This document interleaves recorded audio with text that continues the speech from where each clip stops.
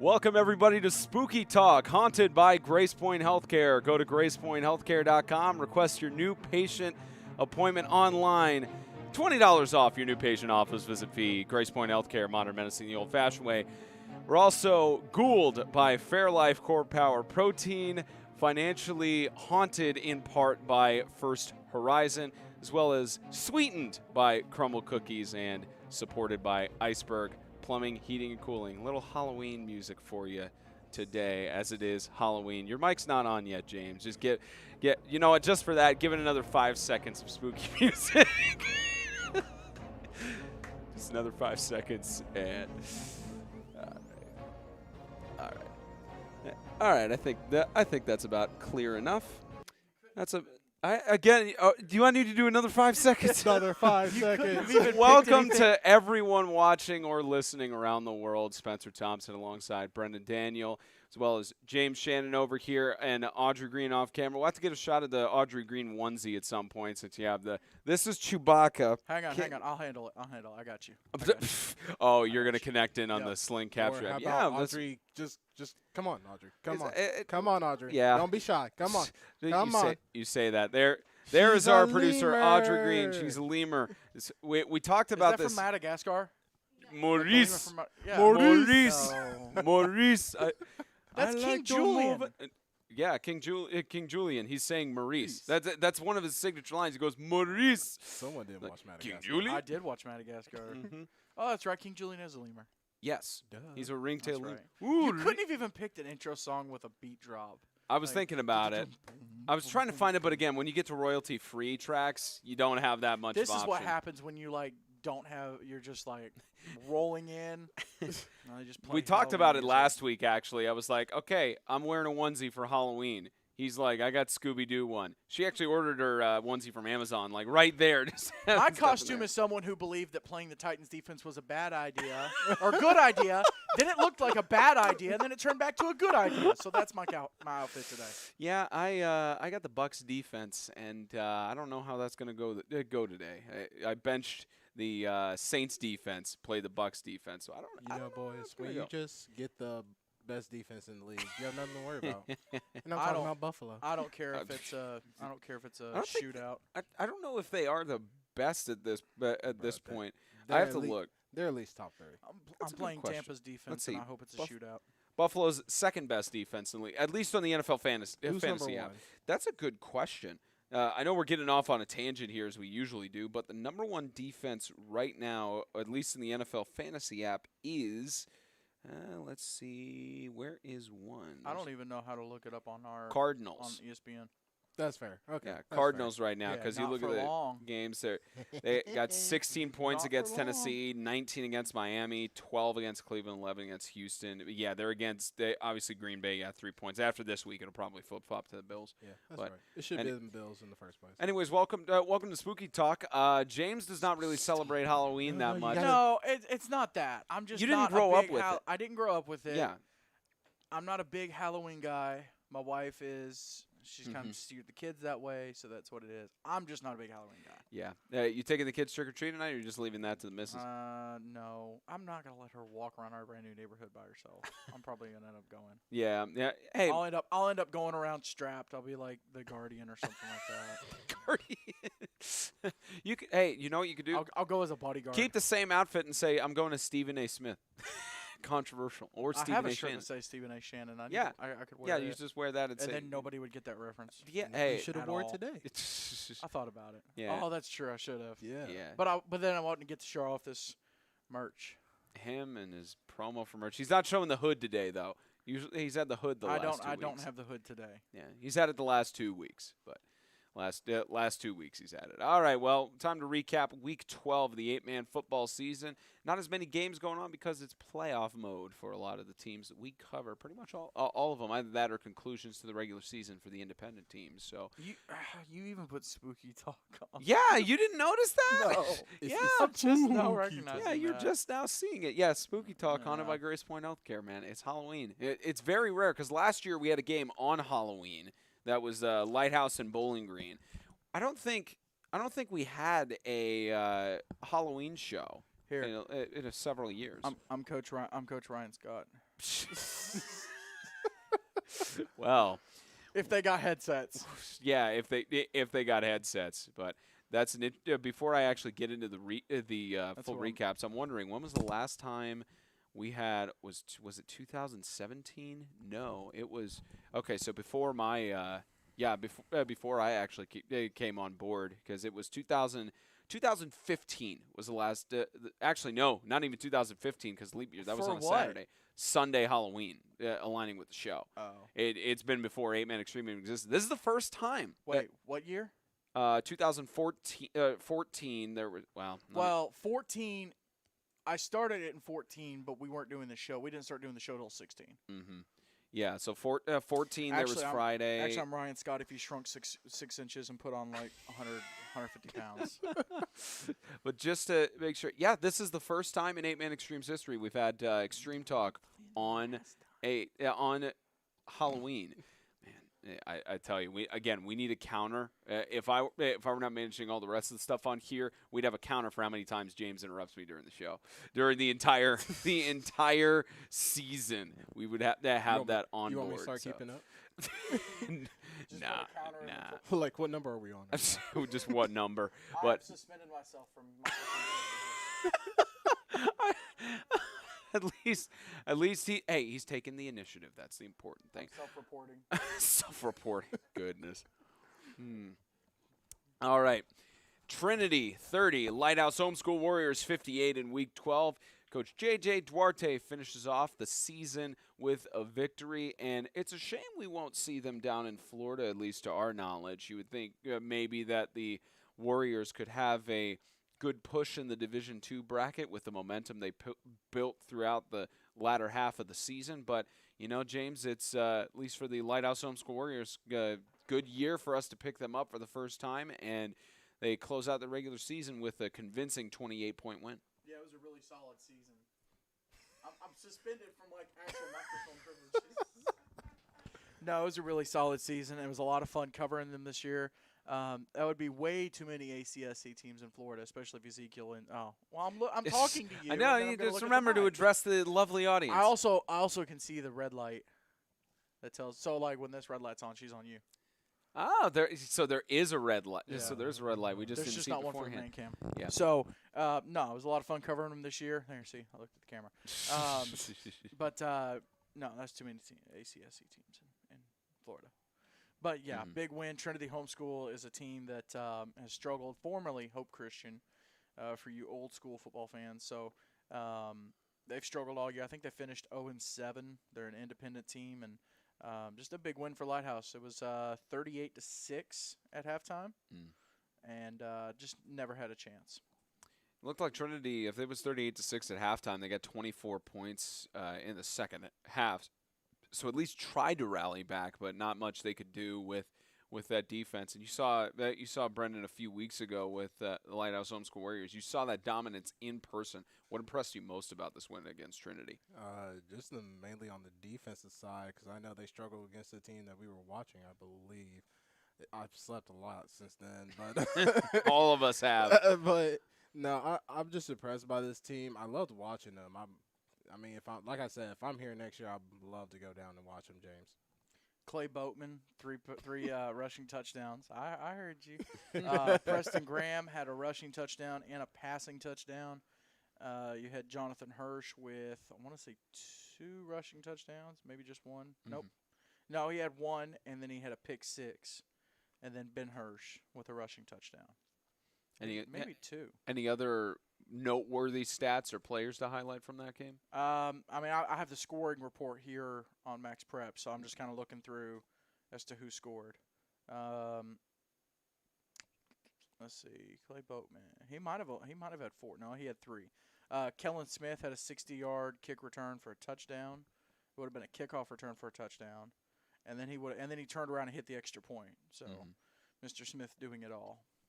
But a big win for Lighthouse. Great way to close out the year. Getting it all done. Somehow I missed this one. Somehow I found out about it on Monday.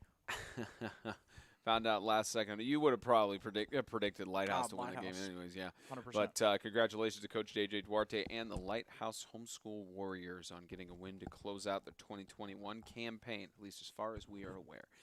The Evangel Lightning had a home game against the Southern Prep Fighting Rangers, 36-14. Tim Smith and company heading into the state championship, getting a victory. For Southern Prep, they will at least have a week break before likely participating in the Division II bracket down in Florida. We'll see. We haven't heard any official word on if they're committed to go down to Florida yet. More than likely they will. We saw them there last year. But for the Evangel Lightning, great victory all around, Brendan, for Evangel. And odd, their stats are not up on Max Preps yet, which usually you don't see. I'm sure they'll post them later this week. But for the Evangel Lightning, it's no surprise that they get a 22-point victory against Southern Prep. Oh, yeah, and I'm sure that's mainly due to Eli Whitfield and Hunter Atkins probably going back and forth with passing and rushing. But this team, like you said, after they lost to Grace, they just flipped the switch. It's like, okay, we're not losing anymore. It's kind of like Tim Tebow in Florida when they lost against Auburn, and they were just like, nope, no more. Well, there's a good reason for Evangel stats not being on Max Preps. Why is that? Auburn and Atlanta playing yesterday. Which, okay, whatever. Auburn, whatever. And then baseball. It's just World Series. I do want Atlanta to win. Series. I mean, Houston still needs to pay for their sins. Mm-hmm. And then. Yeah, it's now a 3-1 series. More than likely, the Braves are going to get that would be their second World Series title since moving to Atlanta, and their second title as the Atlanta Braves since 1995. There you go. Cool, but congratulations to the Evangel Christian School Lightning. Next week, they play for the state championship in a rematch of the national championship in the regular season matchup, where the Lightning, of course, got the win in Florida. Then Ezekiel got the win in the regular season here. So it's been back and forth, Ezekiel beat them in the regular season last year too. Mm-hmm. So the Ezekiel won regular season. Evangel won state or national rather. They didn't get to play for state, and then Ezekiel won regular season. So it's going to be an interesting matchup for the ACSC title on Friday night. And really not a bad season for Southern Prep either. Nope. If I'm not mistaken, I think that was their most wins in quite a while in terms of program history. Coach Roland Bell, let's see, I want to get exactly. He mentioned the wins. So Southern Prep after last night were 8-3. After Friday night, 8-3. The wins tie the record for most wins in a season since 1966. Wow. When they were Lyman Ward Military Academy, playing 11-man. Yeah, that's a history right there. It's pretty impressive. Awesome. And he's only been there 3 years, and he's changed the culture that much. Oh, yeah. And, it seems there's a lot of coaches that come in and talk about changing the culture. He's actually been able to. And I hope that a lot of these newer coaches coming into these schools can do the same thing. Might be able to build an undefeated season in the next few years, and on the trend for that as well. For Southern Prep, hopefully we'll see them in Florida. See how things go about. I want to see Moore again. Yeah. Oh, Ernest yeah. Moore. Oh, yeah. Ernest Moore, yeah. One of many great players to see down in Florida. For the TSI AA semifinals, we start with the game in Ottawa. 44-28, the Golden Eagles of Grace Baptist got the job done against the Falcons of Franklin Christian. And once again, no stats for either teams, at least on Max Preps that we can look at. Well, Grace Baptist has stats. So none for Franklin Christian, but for Grace Baptist, they have stats on there for us to highlight. And this is one of those games again with Grace Baptist, a lot bigger gap in this contest than the regular season. And Franklin Christian did not hold the lead once. They did not have a lead at any point in the game. So Coach Ateka, the coaching staff, it just shows with how great they are with the adjustments, and being able to look at the film and the statistics and recognize what they needed to correct from that close win against Franklin Christian on the road, and shows why they're the number 1 seed in the South. What you got, Brendan? Oh, that's me? Okay. I was like, are you going me, James? But no, Cooper Connect, of course. I mean, I forgot who mentioned this at Freedom Cowboys. I think it was – I don't know who it was, but they said if you can contain somehow Cooper Connect, you have control of that game. But Cooper Connect is hard to contain when he's throwing and running so well with 10 completions out of 14 attempts, 187 yards, 3 touchdowns, and he averaged 18.7 yards when passing the ball. And then when it comes to carrying the ball, carrying 21 in the yards of 113 and averaged 5.4 yards a run. And they had a field day with running because Tyler Parrott and Caleb Adams. Mason Long and Caleb Adams both had touchdowns, but Caleb Adams 7 carries, 73 yards, and then Tyler Parrott 7 carries with 25 yards. But you also got to look at receiving as well. I mean, Mason Long does a lot in rushing, but he also did great in receiving. I mean, 2 receptions, 47 yards, average of 23.5 every time he caught the ball and ran. He got 1 touchdown, but Cole Mason with 2 touchdowns, 6 receptions, 130 yards, averaged 21.7. So when you're playing defense against the Grace Baptist, you're just hoping that Cooper Connect breaks his ankle or something. I mean, and to that point, I mean, really, Grace has been able to be healthy all year. Yeah. And everyone's talked about they have the best 8 players, the best 9 players. That's cool. That's really all you need when you're healthy, and that's also a big kudos to the strength and conditioning coach and the strength and conditioning program. When you can have guys, I know a lot of it's chance. Sometimes it doesn't go that well.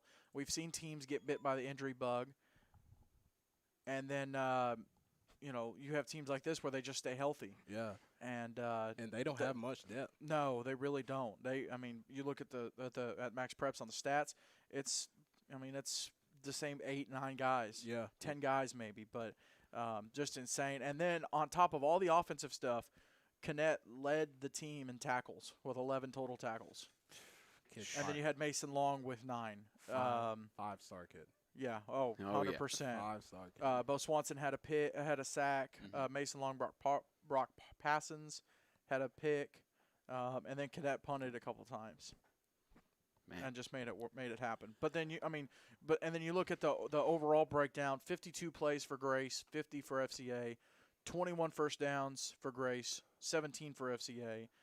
FCA actually had more penalties and more penalty yards, 10 for 85 as opposed to 8 for 75 from Grace. But Grace had just over a minute possession time lead. So, I mean, it was a close one. And, Grace pulled away at one point, and then FCA was able to catch up. But like you said, Grace never gave up the lead. They played with the lead after that first touchdown, and they never looked back. And, that was the kind of game they needed to rebound from, the showing they had a couple weeks ago up here in Franklin. Where everyone started to go, I mean, if FCA beats them, if FCA plays them again, what could happen? It wasn't going to happen. No problem. They got done. They took care of business. And the other interesting stat line here, so you mentioned how Connect was amazing on passing, amazing on rushing. He only had 1 touchdown. He didn't score any other points. Most points in the game was from Mason Long, who had 2 touchdowns and 8 conversions. Like 8 total conversion points on there. So it means he got 4 2-point conversions and 2 touchdowns and had the most points in the game. And then followed by Cole Mason, who had the 2 touchdowns there. So Connect just kept putting his teammates in situations that they needed to be. And now Grace Baptist trying to cap off what Ezel Harding couldn't do back in 2019 was just a completely undefeated regular season winning a state championship. Ezel Harding, they had that 1 loss to Evangel. They undefeated in state. And for Grace, undefeated in state, undefeated in Alabama, maybe a chance to go undefeated in Panama City Beach. And honestly, I would have loved to watch that game because I'm sure Cooper Connect, I'm sure there was a whole bunch of trickery going around there, little trick-or-treats going around, because I'm sure Cooper Connect played as the what's the word I'm looking for? Distraction. And so, everybody else could start going off instead of just him alone. Well, you're absolutely right. It was an impressive game, and congratulations to the Golden Eagles of Grace Baptist. They got the job done, and they are headed to the state championship for a date with the Lancaster Christian Academy Knights. We'll highlight their game in a second. Just want to give clarification to something. James pointed this out to me on our game Friday night when we were on site at the Independence Bowl. Someone was impersonating me on YouTube. It was awesome. Somebody It was wasn't awesome, no, but so somebody was impersonating me. Had same name on my account, same profile picture, my professional headshot, and was making making comments and getting into arguments with other people in the comment section. Things like that. That was not me. Did not have the time at all because I was calling a game in Mount Juliet. So not me in any way, shape, or form. So just wanted to make sure that's clarified. I understand that perception, it could be that why is he doing this to his alma mater, especially everything that's happened. Yeah, no. It was not me. It had me questioning. I was like, Spence? When we're in the middle of a play. Spence? Yeah, like we're in the middle of a play, and he's like, yo, Spence. I have to mute my mic, and he's like, are you commenting on the FCA thing? It was very. I needed to let you know. No. Why would how would I have the time or the focus to be able to call the game, run our PC, run our sound equipment, and comment on the. But I also don't know how you call the game and do the computer at the same time. So, shout out to YouTube listeners. Chad Adams, first drive for FCA. They drove all the way down the field, fumbled on the 2-yard line out of the back of the end zone. So big game changer. Yeah, big game changer. But again, congratulations to the Golden Eagles. And now we get into the other matchup where last year the Demons were exercised for Lancaster Christian, where they couldn't get a victory at May Flanders Field, and now the Demons are exercised where the Lancaster Christian Academy Knights could not get out of the second round of the playoffs and could not get a berth in the state championship. 20-14. Lancaster gets the job done against Christian Community in an upset, on paper at least, with the number 1 seed and the number 2 seed. Incredible stuff. And wow, Deuce Bragg is in a championship game now. He's got a chance to get into the state championship now here. And I'll start with you on this, James. Again, with this game, as far as I'm aware, I think maybe there's some stats up for either of these teams. There's a box score. There's a box score. That's all we've got. Usually CCS posts their stats up. But, James, the Colts tried to keep it close. They tried to get the job done, but for the first time in a while, the number 1 seeded Colts are kept away from the state championship. Well, and CCS, that last touchdown that they scored in the fourth quarter, it came with 1:23 left, so just a little too much, little too late. But Lancaster, 2 touchdowns in the first quarter, 1 in the second, just handled business. And I hate that we don't have stats. I hate that we don't have film on the game. It's unfortunate. Obviously, we couldn't be there because of our broadcast and because of everything going on. It was a great showing for Lancaster and Deuce Bragg, and finally in his junior year getting to make an appearance in the state championship game. It's been a long time coming for the young man, and really for all those Lancaster seniors that have been there since they made the move to 8-man. Devin Hargrove, Lane Spurlock, Trey Justice, all those guys getting to make an appearance in that championship game. How about having a championship game where we have someone who could kick PATs and field goals, and Ryan Harrington too? That's going to be pretty impressive because we got that a little bit last year. We got that a little bit last year with Hasley for FCA when they were in the state championship. But I don't think did he attempt a PAT at that state championship at all? I think it was all 2-point conversions, wasn't it? That's a good question. Hold on. Let's find it out.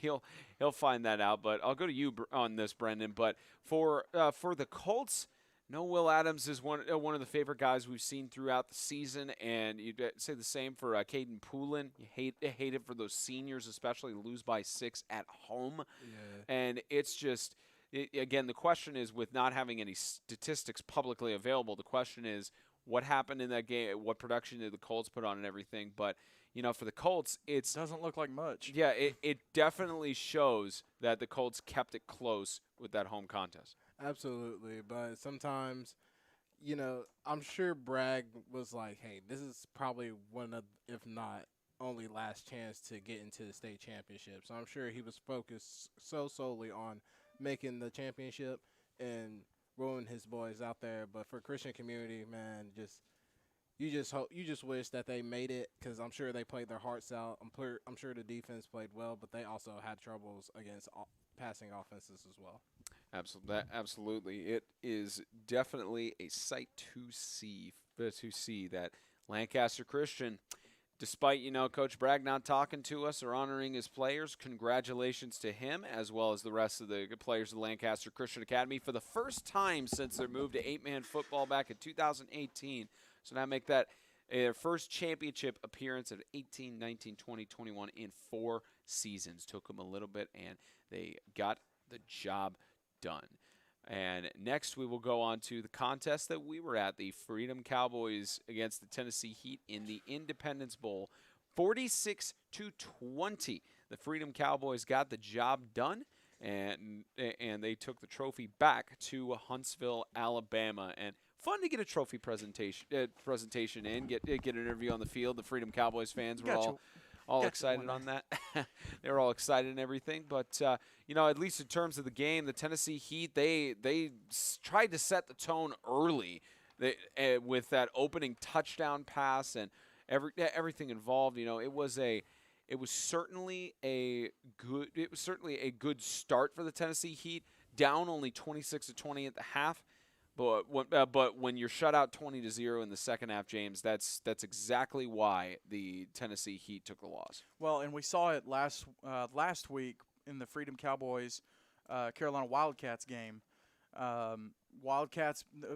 Freedom kind of pulled out, but they got ahead, but they also kind of started slow. Wildcats were able to catch up, and then they were able to take off. It's going to be the one coming out of the computer. Why are you breaking the fourth wall? I know what you're doing. All right. I know what I'm doing. I know what I'm just doing. Checking. So, the Wildcats were able to kind of catch up, and then that kind of happened the other night as well. Freedom started out a little bit slower. I mean, Heat scored on the fourth play of the game, that big bomb. Yeah. I mean, they were able to just connect, and then you had Freedom score, and then Freedom jumped out, and then Heat came back. So, able to just make it happen, and you love it for the Heat. Going to Florida, they able to build a little momentum, even if not with a win, in terms of just confidence and the way that Lucky played, the way that Luke Matthews played, DeAndre Martinez, Keandre Hatfield, those guys that are stepping up with they went out for the coin toss. They sent I think all 4 of their seniors out, 3 of them on crutches, not in pads. Yeah. Maybe not on crutches, but 3 of them not even in pads. It's been a tough season for them, and that was a great game to end their regular season with, even if they didn't get the win. And for Freedom, man, they did what they do. Mm-hmm. It was Butler, it was Hunt, it was Lorio, Oliver Johnson slinging the ball around, Tristan Martone making plays on defense, kicker. Help me. Ogletree, thank you, Nathan Ogletree. Not allowing Kyron Washington. I mean, to I have was any literally returns. every kickoff, I'm like, this dude has a family. Just let him return one. It's just back of the end zone. Back of the end zone. They didn't even have Kyron Washington out for the first couple halves. It literally got to the point. Filming kickoffs that we try to put a camera on the ball and then a camera on the returner. I didn't even worry about a camera on the returner. It was like it's not just put it on the ball and do the manual. There's no point anymore. It's not. There's no point in it at all. Still mad at Coach for not letting Ogletree kick that one field goal. I know, dude. Man. It's literally 20 or so yards. Just let him kick the ball. There's nothing to Just him. let him try it. Get some practice in. It's not even Florida. a try for him. It's just It's more not. let him do it. It's automatic. It's an automatic. Absolutely. If someone like him was able to get to Gatlinburg for the All-American game and then they could practice the field goal, dude could drill some field goals. Oh yeah. What other kickers do we have? Arrington. Well, you have Arrington from Okay, Lancaster. okay. You have Hasley from FCA, which I know we haven't got to see him, but he's good. Mm-hmm. Let's see. You've got Evangel's got a good kicker. Mm-hmm.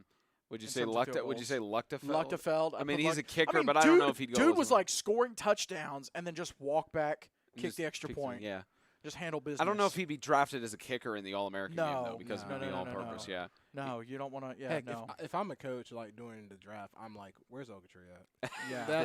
That's who I would honestly go Ogletree and Hasley at kicker, because I got to see Hasley last year, and then this year I know he's been tearing it up. Mm-hmm. Now for Luchtefeld, he's doing everything.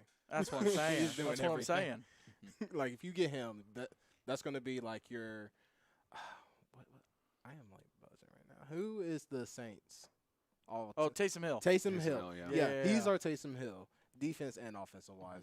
the kid was just amazing in that game. What a game on Friday, and I didn't hear any of you guys really mention any stats from the Tennessee Heat because we got those up on Max Preps too. For Luke Matthews, 10 for 22. He had a QBR of 122.3, 2 passing touchdowns, no interceptions, almost 300 passing yards. Rushing wise, it was very much a more passing heavy game. It was not so successful on the rushing game. Luchtefeld had the most rushing yards with 6 carries for 57. Luke Matthews, 11 carries, negative 76 rushing yards because of the amount of times. Sacks. Yeah, he took a lot of sacks. Defense. Yeah, it's that Tristan defense. Martone. Luchtefeld had a rushing touchdown in there. Johnson, too? I think Johnson. Yeah, I was about to say Johnson, who played quarterback on defense too. He was tearing it up. Receiving wise, Luchtefeld had 4 catches for 159 yards, 2 receiving touchdowns. You also look at the defensive side of things. On looked like Luchtefeld led the team in total tackles, 26 solo tackles and 6 assisted tackles. And if you didn't watch that game, he was literally the safety just coming in straight. He was the reason a lot of the score was not more one-sided. Yeah. Like, I mean, He was literally keeping them in the game himself. Yeah, it was crazy. I'm sure he's going to be sore heading into Florida because, to my knowledge, the Tennessee Heat will be going down to Florida from that's what we've heard. What we've been told. Probably playing that D2. Yeah, more than likely. Hatfield had 2 sacks. Martinez had that 1 interception for 25 yards. And then 2 fumble recoveries, one by Luchtefeld, one by Ashburn. And then Luchtefeld punted it actually twice because, unfortunately, the majority of the time it was either fumbles lost or scores at the end. But incredible stuff from at least the Tennessee Heat side, and they just ended up coming short. Congratulations to the Freedom Cowboys taking the Independence Bowl, as they will definitely be heading down to Florida for that Division I championship bracket in 2 weeks' time. And as for the Tennessee Heat, more than likely Division II. So do we want Freedom Grace or Freedom Evangel first round? You have to go by seeding, which we'll get to that in a little bit, but you have to go by seeding, just in terms of fairness there. And the final game that we covered for this weekend, technically the last game of the regular season for the teams that we actively cover, the Sacred Heart of Jesus High School Knights, 36-14 on senior night. They get the job done against the Tennessee School for the Deaf Vikings, and those 14 points did not come until the 4th quarter with a running clock. But for the seniors, great win for Sacred Heart at home, especially the afternoon matinee matchup, and it was just a great performance by the Sacred Heart of Jesus High School Knights all around for them. And Coach Blankenship, looks like the move to go independent in 2021 paid off there, James. Oh yeah, able to go get them some Mississippi teams, some Arkansas teams, kind of put a schedule together, and it was a great performance, even with them missing Jake Keel. Had a concussion, had some concussion issues, Even with them missing him, they still were able to get that run game going, and it was dominant. The 2 touchdowns for TSD, Gage Conger able to score one of them there in the 4th, and then Meade, I think, was the one who scored the other one. But for Sacred Heart, that's really, a great end to your season, a great season overall, the best one they've had since 2016. And then before that, the best one they had was 2014. So 2016, the last good season they've had, or at least winning season. And this is also a Sacred Heart team that didn't even have football a couple years ago. They had to drop their program just because of lack of participation. And then, being able to go independent and pick up some kids, able to get that program back up and running, and that's huge. And a huge kudos to Coach Blankenship for getting that program going. Coach Judd Powers a couple years ago, he was doing the best he could, just couldn't make it happen. Coach Blankenship comes in last year. Totally, it seemed to me, to being down there yesterday, it seems like he's changed the culture around the program, and there's a lot of hype right now. Yep, a lot of hype for that. Want to backtrack real quickly, and thanks to Jonathan Thompson for pointing this out on that FCA Grace game, because we were talking about this on the photos that were from that contest. It was not played at the middle school that we had gone down to several times. It was played at Boyd Buchanan High School. which had the same dimensions as FCA's field, said with temporary sidelines at the numbers on the field. Probably that temp tape that Lancaster Yep. and South Haven used. Yep, they had the temporary tape on the dimensions and everything. So yeah, thanks to Boyd Thompson. Buchanan. Yeah, Going big time. I was wondering because the scoreboard looked way different Yeah, than the middle yeah. school that we were down there and everything. So, but anyways, back to what we were discussing with Sacred Heart. You know, Brendan, just a great day. Meade stepping out. I mean, Gage Conger, he's got to go to the All-American game. I know he's got to get nominated by somebody. We may know a committee member. We might know somebody who's on the committee for the All-American games who might be able to either get that nomination going or start getting the votes for him. Kid and has everything. to be nominated. Yeah, absolutely. And maybe it'd be a situation like the All-Star game a few years ago where Coach Cooper was one of the assistant coaches in the game and helped with the communication and the sign language and everything for helping him coordinate that. But that'd be pretty cool because that would be the first time a Viking would be in the All-American games because did obviously last year with painted lines. Painted lines. Okay. Wow, so they went out of lines, their way okay. and painted the sidelines for him. Yeah, but Hey, round of applause for Boyd Buchanan. yeah, Boyd Painting Buchanan their painted. field. Yeah, painting the field. Yeah. There you go. Shout out. Yeah. Shout out to them, but No, shout out. obviously 2020, first time that Rocky get it. Top picked up the All-American games, and the ones prior to that didn't have a player from the Tennessee School for the Deaf, but we were able to break that ground with the final edition of the All-Star game with having several of the Vikings players there. So that would be really cool for the TSD out of Knoxville to have a player not down a bad there. trip either. Yep, not bad at all. Probably would be the same thing as the All-Star game where they just head back to their the dormitories, I think. Be a little bit closer. A little bit closer in the All-Star game. I just noticed there's a arm hanging out of that cabinet. Yeah, it's Halloween. It's spooky talk. Y'all go out of your way. Well, it's spooky talk. There's also a skeleton in the corner out in the lobby too. There's a skeleton. Yeah, sitting in one of the chairs. There's one in the fish tank. Yeah, there's That's a what she was skeleton in the saying. fish tank too. Yeah. Oh, y'all are wild. I anyways, didn't know there was a fish tank one. But Gage Conger, All-American by far. Oh yeah, absolutely. He definitely deserves to be in there. I mean, he's a great returner, great runner, great quarterback too. If he could have got protection, that one bomb he threw up, if he's able to just get his feet correct and throw it over the wide receiver, it's better to overthrow than to underthrow. Kids, always remember that. Absolutely. It was a good contest and good trip. I mean, it was an early morning for us. We ended up leaving Franklin around 9:30. Got at least some lunch down in Jackson. Yeah, maybe like 9:20, a little bit earlier than that actually. But got down there, got some late? lunch. Huh? Were you late? No, we arrived at the same time. Got some lunch and James was late, but Yeah. Shout out to I-40 traffic. Yeah.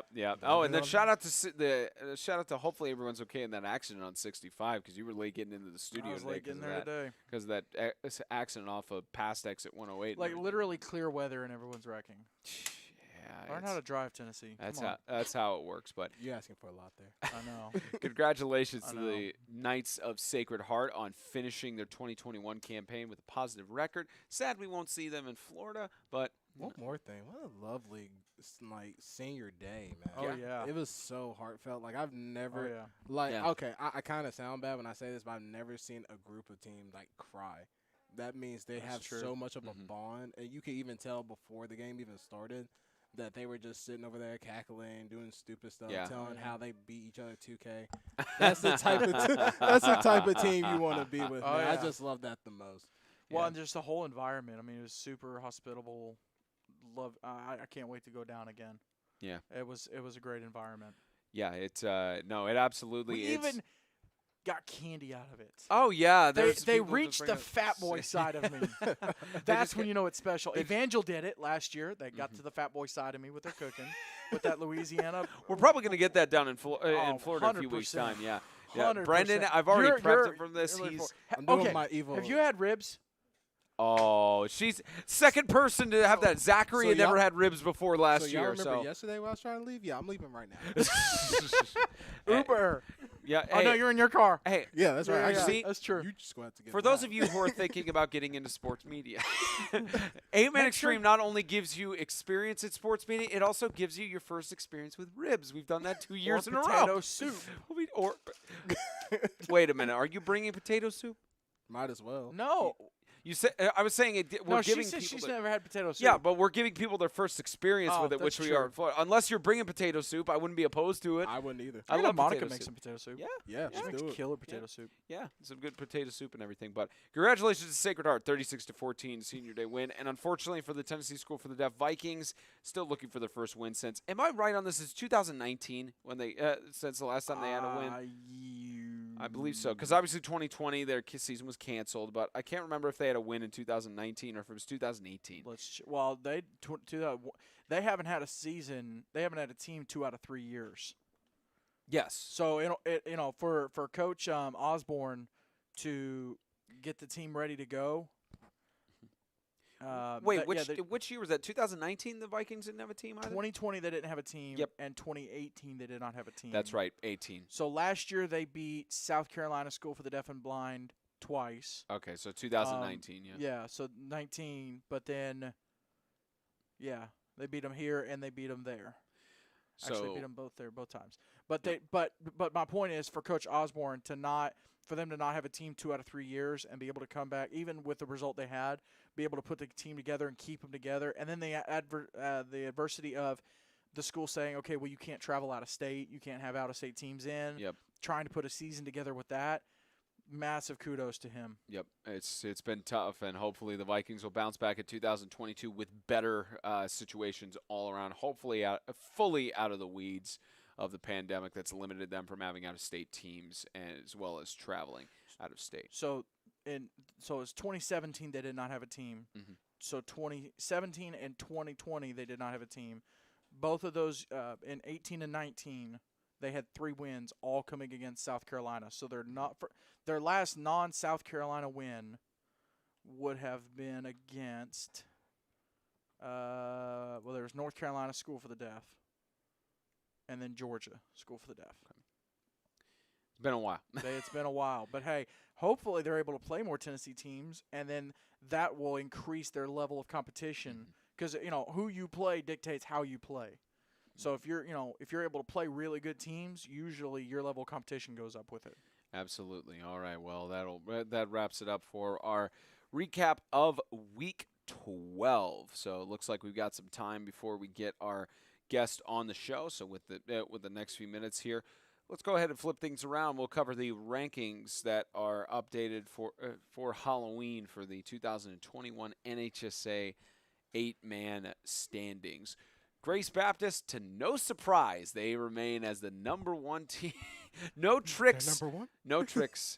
No tricks there. Grace Baptist, Golden Eagles, 10-0. They are the number 1 seed. Number 2 is Evangel Christian. For the first time, as far as I can remember throughout this entire season, Russell Christian has moved down.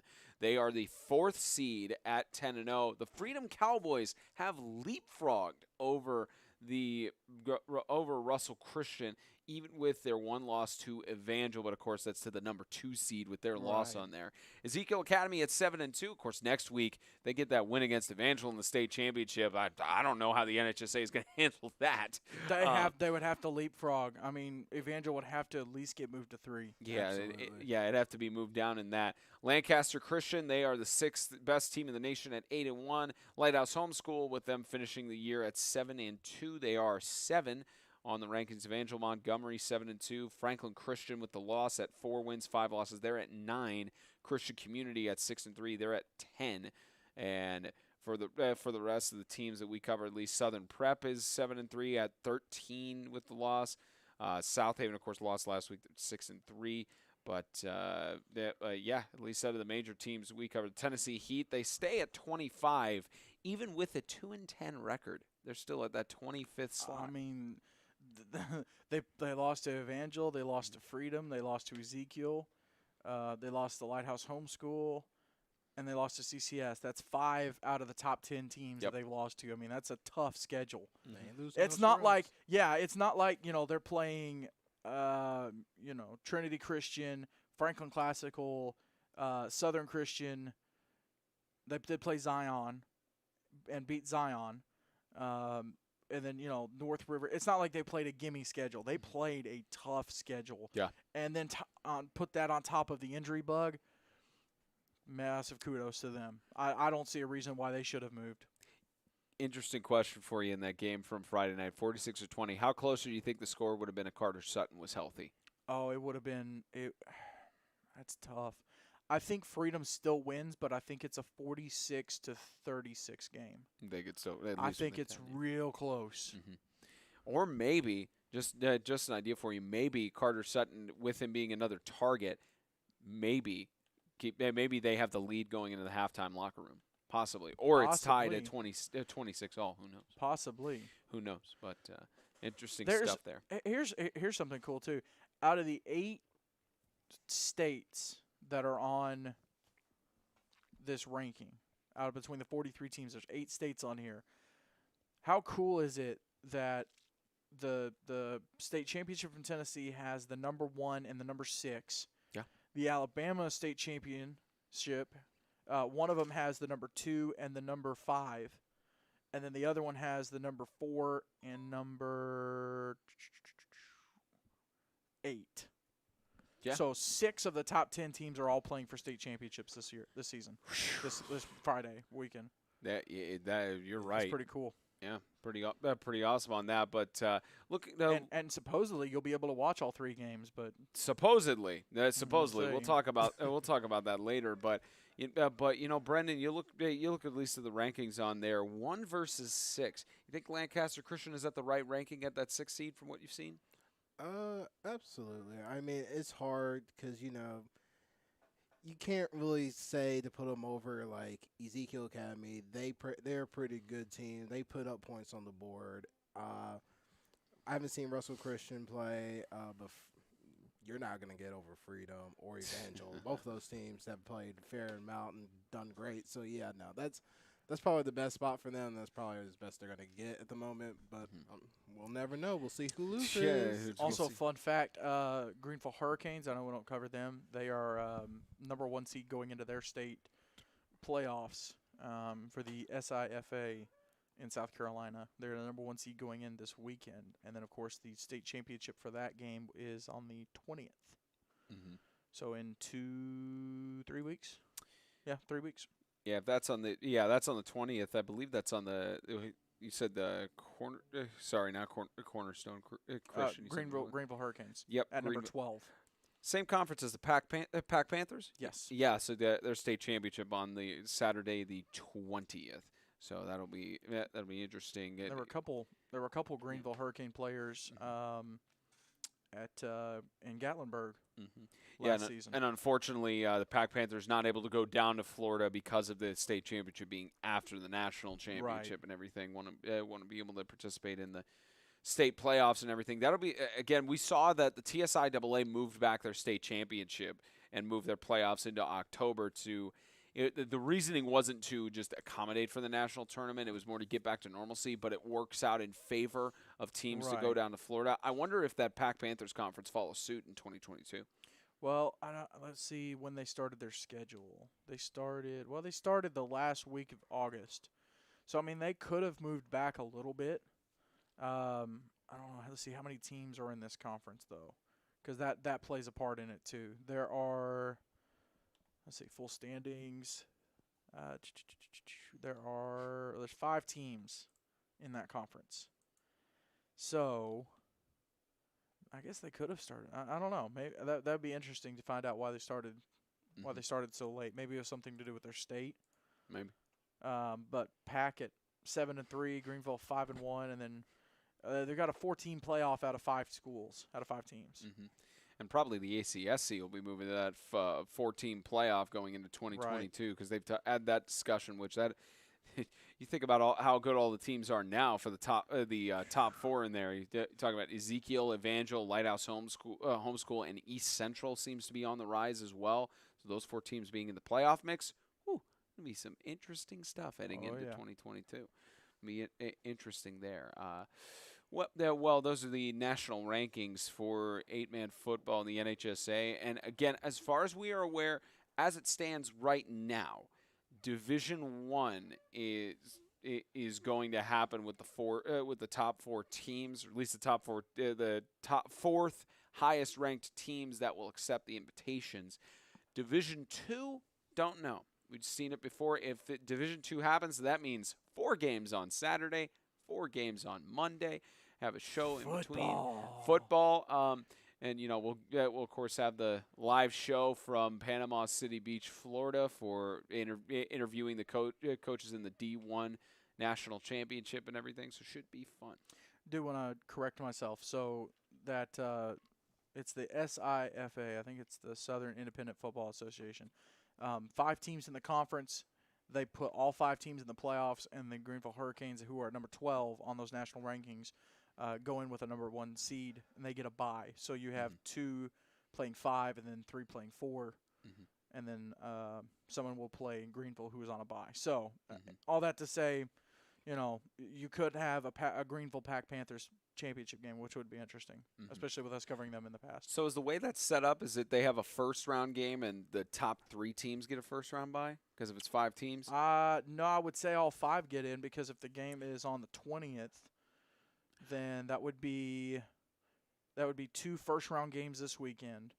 And then next weekend you would have 2 more games with someone playing Greenville who has a bye. Okay. And then the other 2 winners. Okay. Wait. No, so it's hang on. Right. It's 5 teams. So I'm thinking that there's maybe that the top 3 You're teams right. get a first round bye. Even, That's what I'm thinking is the logic on it. They'd have that first round game on this weekend, and then second round would be 12th and 13th at the same time as the Florida games, and then the 20th state championship, to my knowledge at least. That's actually a really good question. That's a good point. I'm guessing it's the top 3 teams get a bye if they have the better record. If everybody gets in, that's probably the way it works out. That would be interesting to figure out. Figure out how they do it. Yeah. As James is looking at that, Jameis Winston was carted to the locker room with an apparent injury earlier, which is not good for the New Orleans Saints. But DK Metcalf got another touchdown. We're trying to stall for time so we could give time to our guests that we have on the show. It'll be coming in at 5:00. But we'll talk about some NFL stuff. Drag those feet, boy. Drag those feet. Yeah. Gronkowski has not done anything for me today. Surprise. But it's the New Orleans defense. Wow. But the A.J. Brown is injured, and Evans is injured. Antonio Brown is injured. Evans I think Evans was injured or something. But, yeah, Gronk hasn't been targeted once. Well, hey, I'm looking like the smart guy not playing Tom Brady. That's all I'm saying. Actually, no, Gronk has had 1 target. Yeah, I should have put in Brandon Cooks. You're the one who told me about it. Or Melvin Gordon, who's got 10 points right now. Okay, let's go. Hold on. Melvin Gordon. Tampa Bay's only got 4 points. Let's go. Hold on. Melvin Gordon was you, buddy. But I'll take the blame for Brandon Cooks, who rarely does anything. But yeah, I should have. We say that. I should have put in Cooks and Gordon. You had the 2 worst fantasy players ever. Which one? Cole Beasley and Brandon Cooks. They either Beasley. Beasley's got 21 points. Yeah. Well, I mean, okay, so let's say if you start him and he didn't do anything. That's kind of his thing. That's how. One week he does amazing, and the next week it's like, yo, where you that's happened several times. You have both those players, Brandon Cooks and Beasley. Yeah, that's happened several times at this point, unfortunately. But it's unfortunate. Yeah, the Bucs defense right now only has me 1 point. Probably should have put in the Bucs defense. Yeah, at 1 point on NFL Fantasy. I have the Saints defense as well. 4 points on ESPN. Yeah, I got 9 points with the Saints defense on my bench, so it was. Which works for me. It's not been fun. Again, I'm playing my brother in fantasy, my younger brother. Don't you guys have a wager or something? Yes, we do. We have, whoever wins our head-to-head matchup during the season, when you get to the postseason, the team that won the matchup gets to take. You have to make a trade. They get to take the 2 best players from whoever lost, and whoever lost has to take the 2 worst players from whoever won. And it looks like you're winning by a mile. And who are you getting, Kelsey and Mahomes? No. I'm considering D-Hop. Which is not a bad thing. Maybe D-Hop, and I need a running back. Joe Mixon. So, yeah, I'm probably going to go get Joe Mixon. Man, I keep trying to get Cooper Kupp from one of my opponents, and I'm not going to get him. You've already hosed everybody enough. Literally. Let it go. This man has hustled everybody on fantasy football. I thought I was bad. No, Spencer this guy got me beat. This guy's like Moneyball on crack. That's why you don't play me in Monopoly. It's very simple. No. I don't think we've ever played Monopoly. I don't No, want to that's now. why you don't. Oh, I would whoop you hands down. No, I'd whoop you hands down. Oh my God. not I have a bring winning. Monopoly to I have Florida. close to a 10-game winning streak. Okay, here's an idea. All right, we should broadcast the game of Monopoly. Oh no, We have 3 cameras. I'm losing. Okay, then don't play. It'll be 1-on-1. Cool. That you can't do Monopoly with 2 people. Yeah, I mean, you can, but you have to start out with like 3 or 4, and then it whittles down to the final person. Because like if you have 2 people, then it's going to be like 50-50.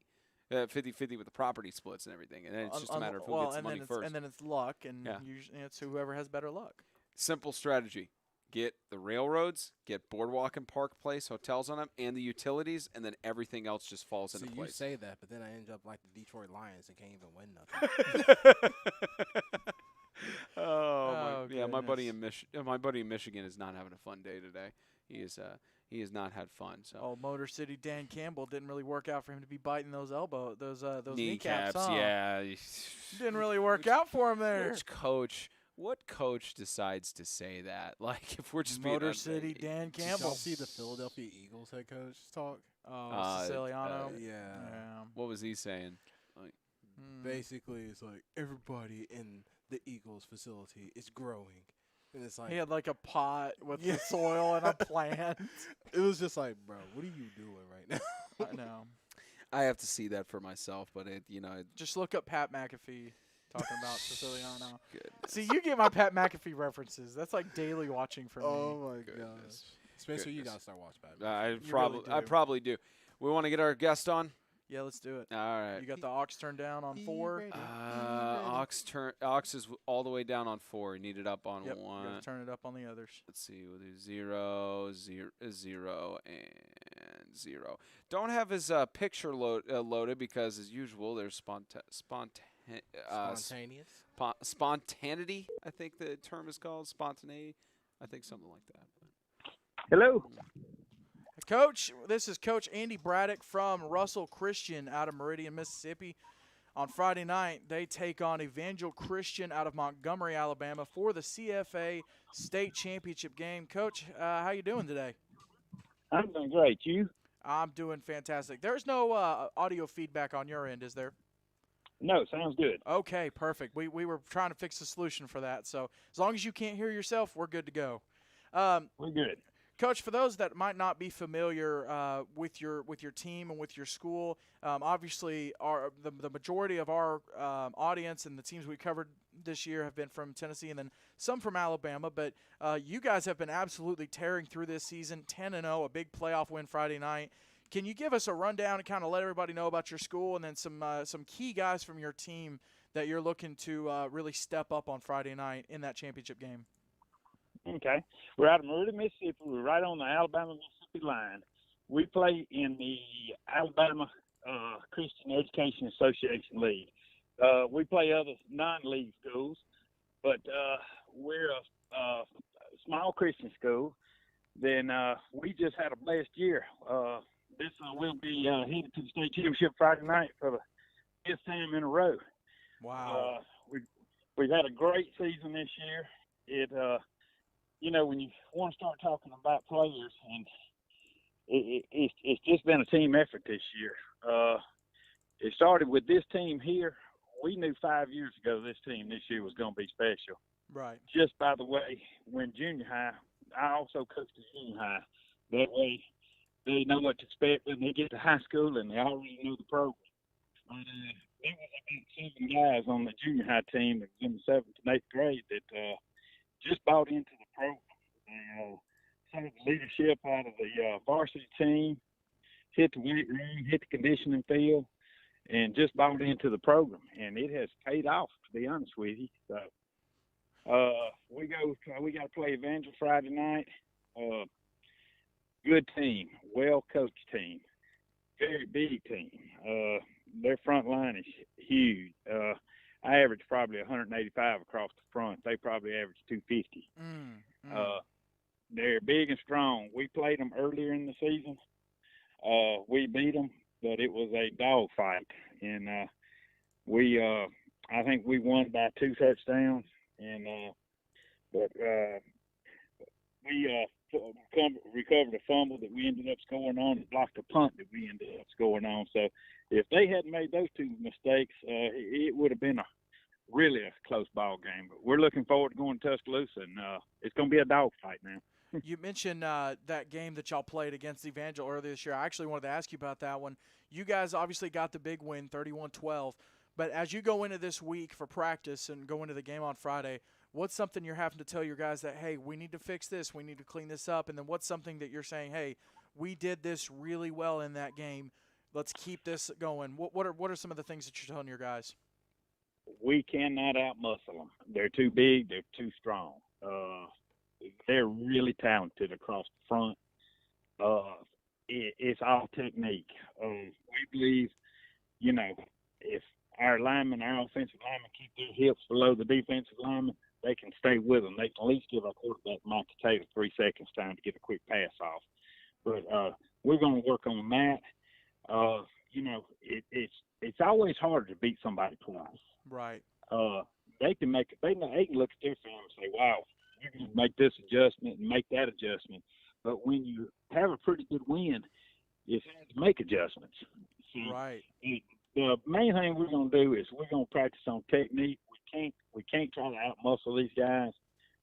We got to outthink them, and we just got to get after it. The one thing I do have a little more than they have, I got good speed. I got speed on the outside. I got Michael Taylor that's probably, I don't know how many yards he's thrown for this year. He'll probably end up 1,600 yards. I got John B. Jones, middle linebacker. He's a big guy. He's still like 745 pounds. But he's leading the state of Alabama, state of Mississippi in 8-man tackles. And I think he's in the top 10 in 8-man on max preps in the United States. So, wow. Not big guy, but greedy and just has a nose for the ball. He's our main defense. He's our defensive captain. Mike Taylor's slinging the ball well. We got Johnny Wilson in the backfield. He runs a 4.40. I think he scored 3 touchdowns Friday night in the playoff win. And we got some real good receivers on the outside. But Micah has been successful this year passing because our front four up there has done a lot of blocking for him. Right. So we got to protect him. We've got to throw over them, and we got to run through them to win. So I'm looking forward to it. Now, Coach, not to look past Friday, but looking at next season, with the way you guys have been able to play over the last couple of years, several undefeated seasons, winning state multiple times, is there someone you look at maybe for next year and you go, you know what, I want to test ourselves against them, or, I want to see where we line up against them? Is there anybody you look at and say, hey, maybe let's figure out where we're at, overall as a program after a few years of being really successful? We always play Ezekiel, homeschool. Right. Normally the second, third game of the season. Normally we know the last 5 years, I think they beat us twice and we've beaten them 3. This year, COVID caught us. It's the only game we had. The only game we had to miss this year. But they're well coached, and I think they're out to win it. And I think they're real close to maybe winning it this year. I think they're going to play in the state championship next week, if I'm not mistaken. Yes, sir. Friday night they play Evangel Christian. Okay. And we have played Evangel in the past. Tim Smith's a great coach for Evangel. He runs a great, tough program. We tried to schedule, me and him tried to get together and schedule 2 or 3 times, and it just wouldn't work out with his area games and our area games. But if I could play, just make sure I've got Ezekiel on the schedule, because they always bring it. They're a non-area game, so it matters, but it doesn't count. For sure. Let's put it like that. But I want you to know, I know whether we win or lose, if we play hard with them, if it's a good ball game, even if we lose, I know we've got a decent team, because they've always had such an outstanding team and are well coached. For sure. Coach, I know a lot of schools that come from 11-man. I know Russell used to play 11-man, made the move to 8-man. It's been really successful for you guys, and there's a lot of schools that move from 11-man to 8-man and have some success and decide to try to move back. and we've seen what 8-man has been able to do for the school and your program. Is there any chance? Is there any plans in the future to go back to 11-man, or are you guys pretty good with 8? Right now, we're good. Now, I tell you, we started off with probably 15 guys. We ended up with 17 this year. We had a couple of guys we didn't think was going to be able to play because of injuries in beginning of the year, and they finally got back. If I could get my program to where we're consistently running 22, 23 guys, absolutely, we'll move back to 11-man. It's just with 15, 16 guys, you get 3 or 4 hurt or in a problem rises, you're in trouble playing 11-man. But if as long as we can, if we get our numbers up, absolutely. But right now, the next 2 to 3 years, I see us staying 8-man. Gotcha. Now, for those that aren't familiar with your conference a little bit, the ACEA or CFA, the football side of it, when you look at your schedule at the beginning of the year and you see your conference opponents, who are some teams that you look at? I know you mentioned playing Ezekiel, and you know that's kind of a benchmark game, but who are some conference opponents that you're like, man, we really need to get wins on this game or at least play well? Tuscaloosa Academy. We knew they was going to be tough. They beat Evangel 2 weeks ago. Wow. And turned around and had to play on Friday night in the playoffs because they was number 2 and Evangel was number 3. We knew from the last year when we played them that they had a lot of guys returning and they was really talented.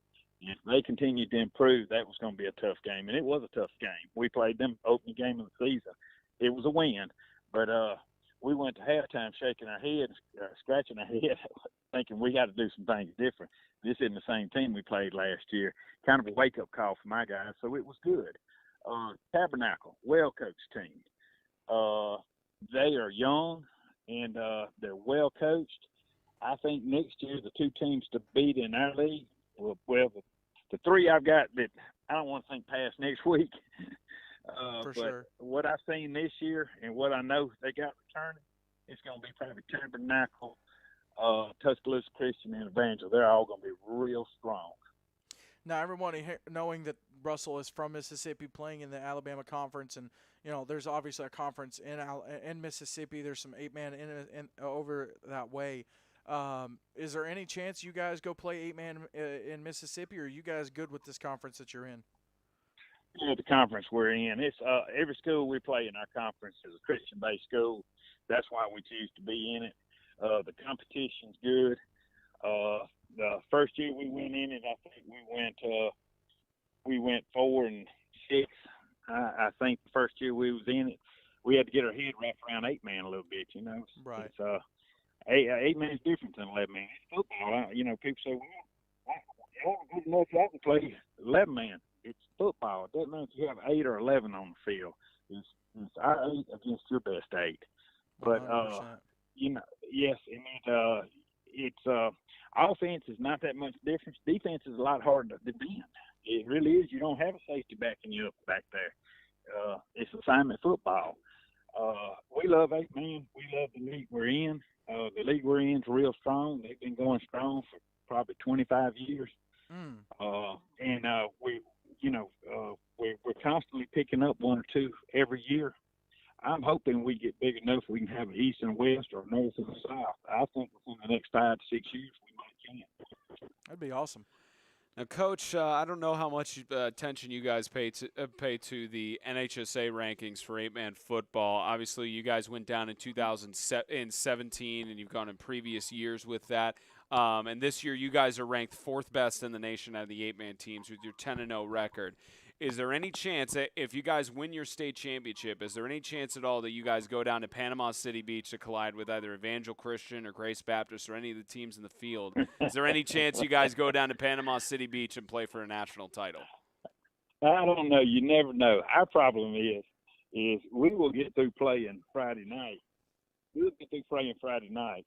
And Monday afternoon, I'm going to be on a basketball coach, on the court coaching basketball, getting ready for a game in 3 days.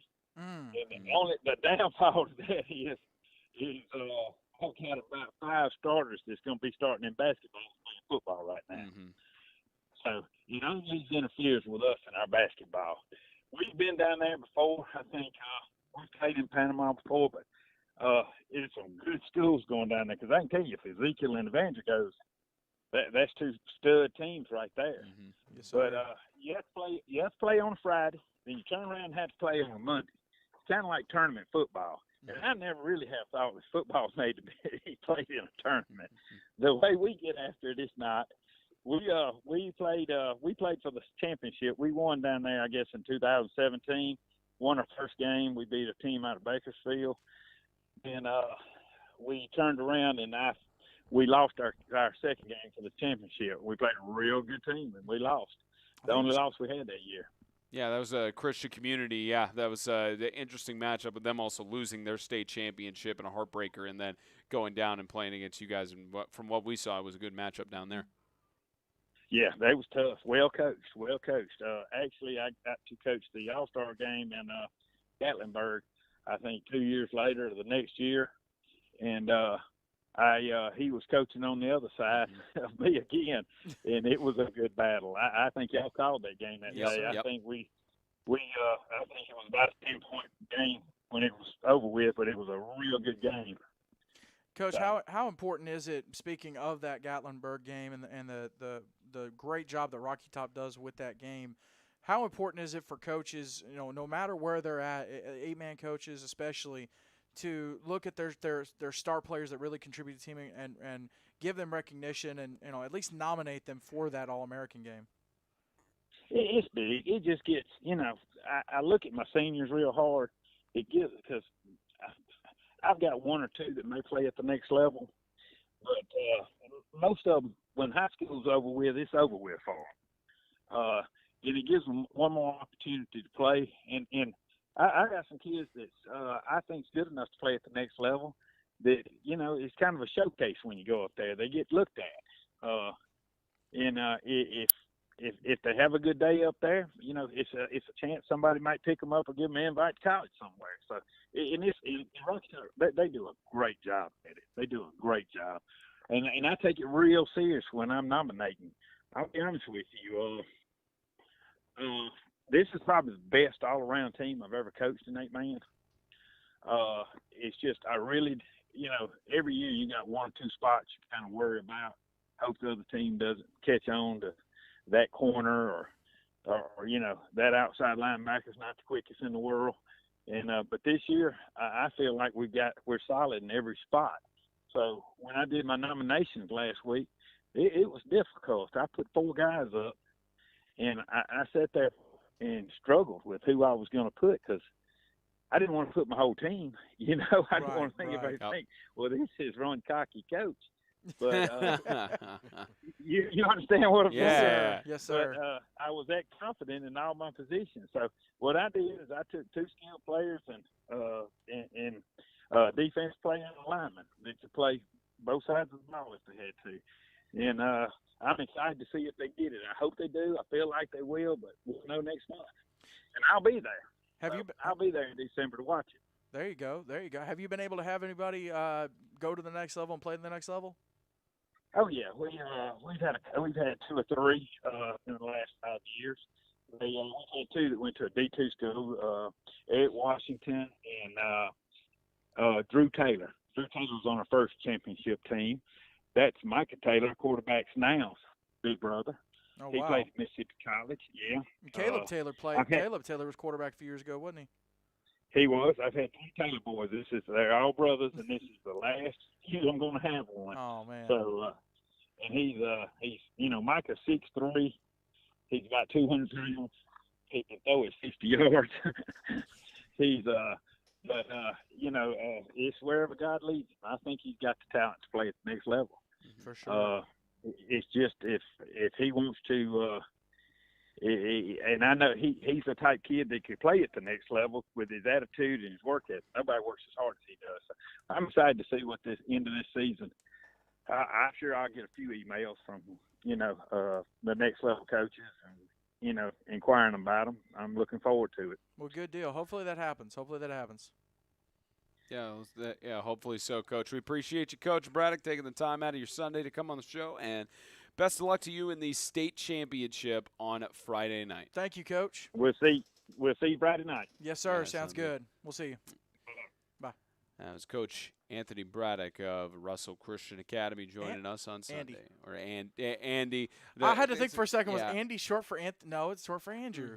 It's Andrew. Andy. Yep, It's also Andy athletic director. Yep, athletic director. And apparently for it. basketball coach. Yeah, so That's a lot. that explains why they haven't gone down to Florida for the last several years. Well, 'cause it they're could having to also turn be the around. kids going, you know what, I'm ready to just go to basketball. Or Which, no hate to them. If you want to go to basketball, go play basketball. That's cool. maybe you just need to have the James Shannon pitch of why they should go down to Florida. Listen, They just need listen. listen, Let me get Linda. the camera. Listen. Listen, Linda. Listen, Linda. Listen, Linda. You get a chance to play some of the best teams across at least the Southeast right now. Soon to be Do the it. nation, I'm sure. Do it. Execute Order 66. Do it. Oh wow. I like it. You know what? That should have been your Halloween costume. Should have been like the cape. Yeah. The Do it. Yeah. Like from the TikTok Do it. gesture. Yeah. Goodness, but good interview. That's as great. I love as- talking to him. That's yeah. great to talk to him. And one of many great coaches to talk to. All right, time for us to preview. So it's not week 13. Week 13 of our Well, it's technically regular week season 13. week 13 of our broadcast coverage in terms of games, but this is the 13th week and it is Championship November. Oh, I love this season of the 8-man football world. For getting to this point, we have done 21 games this year. Let's give ourselves a hand. 21 games. It's been a grind. See, thank you. It's been a grind.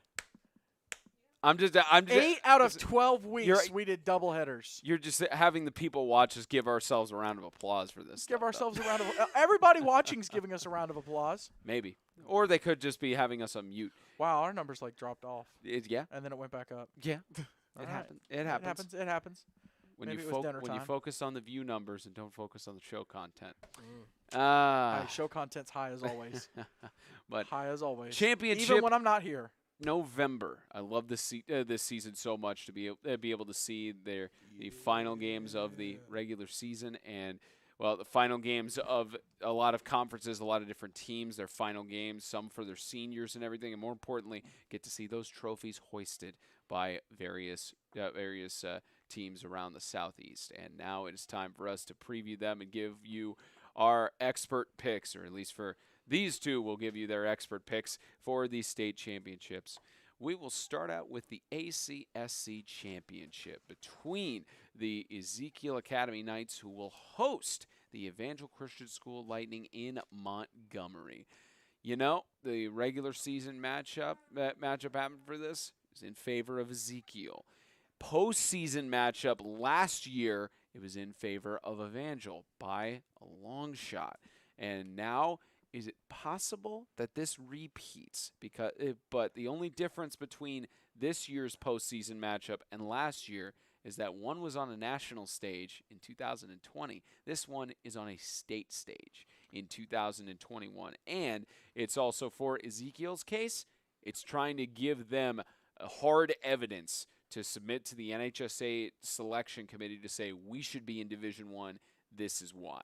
But for Evangel, trying to keep that higher seeding in Division I and to continue to show that they are dominant and on a hot streak going into defending their third straight national championship. So, this game might as well be Mr. on the Brendan, national level.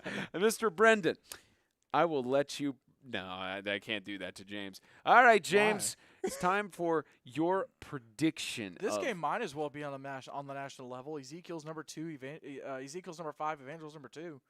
Might as well be. It's close to the national level, and you can watch the game Friday. Yeah, not thanks to us, but each team has their own broadcast. So yep, I think it's Evangel Athletics on YouTube and BP1 Sports Center on YouTube as well. So take your pick, whichever one you like. Yep, both of them are team broadcasts, of course, but you're still going to get some. Remember, it's not going to be down the middle. So whichever way you want to lean.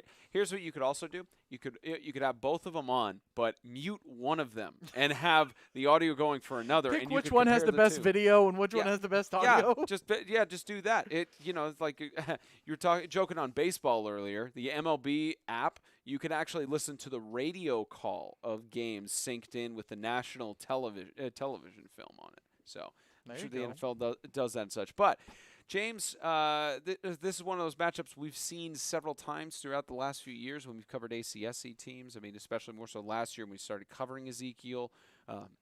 At least started focusing on them more full-time. We cover them full-time this year. But the only game we saw this year for Ezekiel was a dominant performance against the Tennessee Heat. We saw Evangel, of course, in their matchup where they hosted the Grace Baptist Golden Eagles, where they lost within 15, 20 points. Now the Lightning have gone on a hot streak down the stretch along a lot of tough teams they played, including Southern Prep, Freedom Cowboys.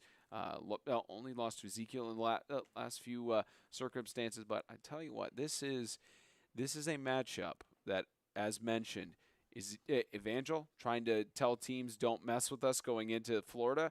Ezekiel trying to say don't mess with us in the Division I bracket. So you're the expert. You're now picking week by week. So the floor is yours. On Saturday, yesterday, by the way, big shout out. Evangel JV won their conference championship game over East Central. They're going to run it back Friday night. It'll be Evangel winning the JV championship. They won the volleyball championship for that conference, and they're going to win varsity football Friday night. Evangel over Ezekiel. All right, you got the Lightning taking the strike. I see Brendan shaking his head already, so it's all right. Brendan Daniel, who's taking this one? How could you pick Evangel with a defensive team like Ezekiel? Oh, I don't know. They're only like the 3-time defending national champions, but I mean, that's cute and all, but it's none of my business.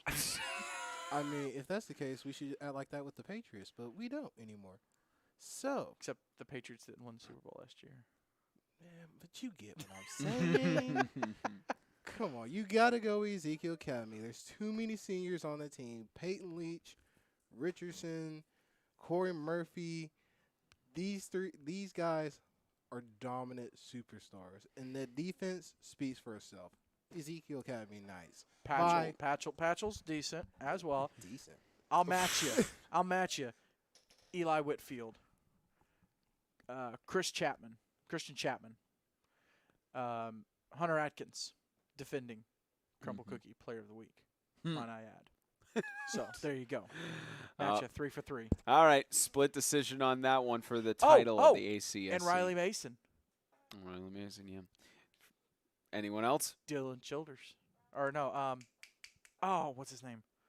It's got to be Dylan Childers. Hold on. Don't cancel me yet. Hang on. Brendan Tormey, Maddie Speckman. All right, hold on.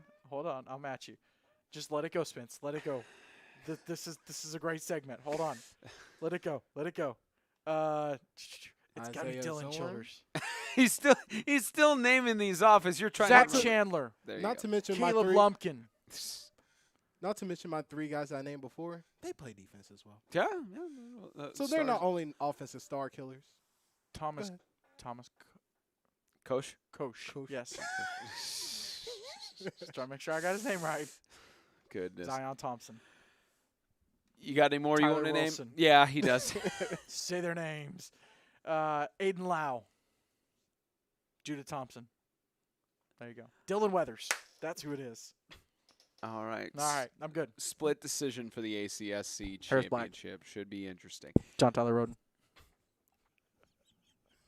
Friday night, we are headed down to Tuscaloosa. Spencer, I got 8 times these.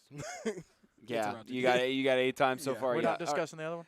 We will. All right. All right. Fine. I already said Tuscaloosa, but the Kingdom.com Extreme Game of the Week is. We will be down in Tuscaloosa for the CFA Championship.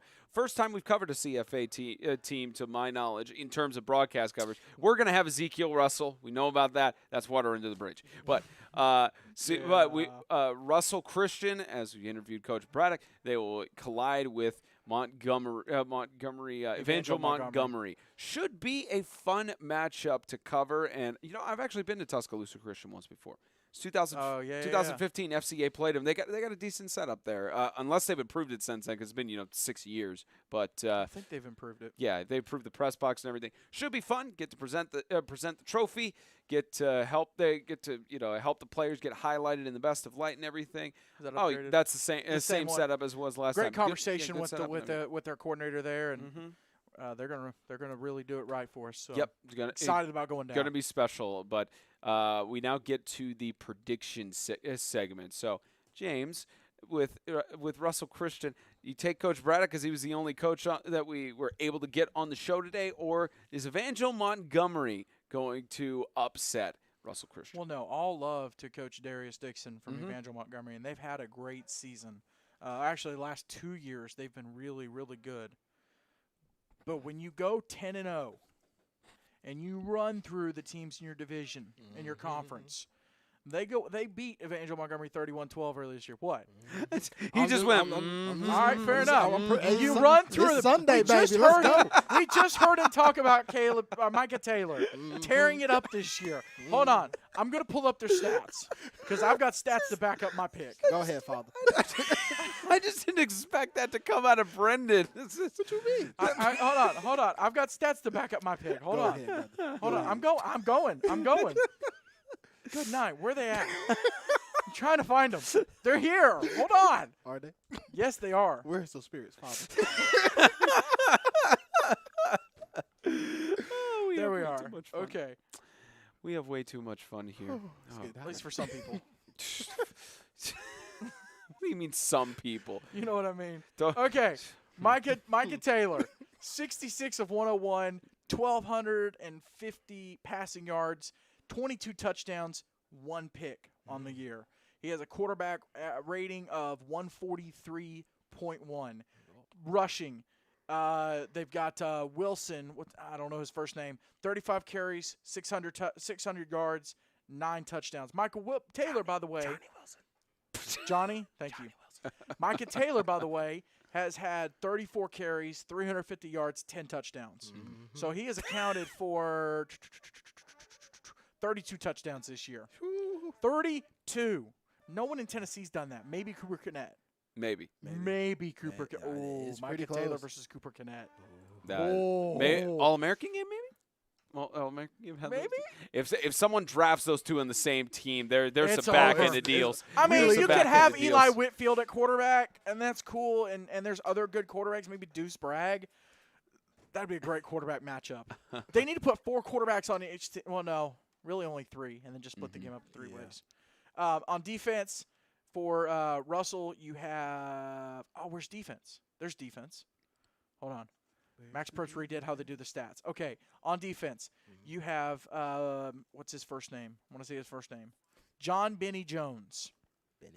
John Jones, basically. John Bones Jones has 109 tackles on the season. 71 solo tackles. They have Moore, Harwell, and Childress all with 3 sacks. Monsters. They've got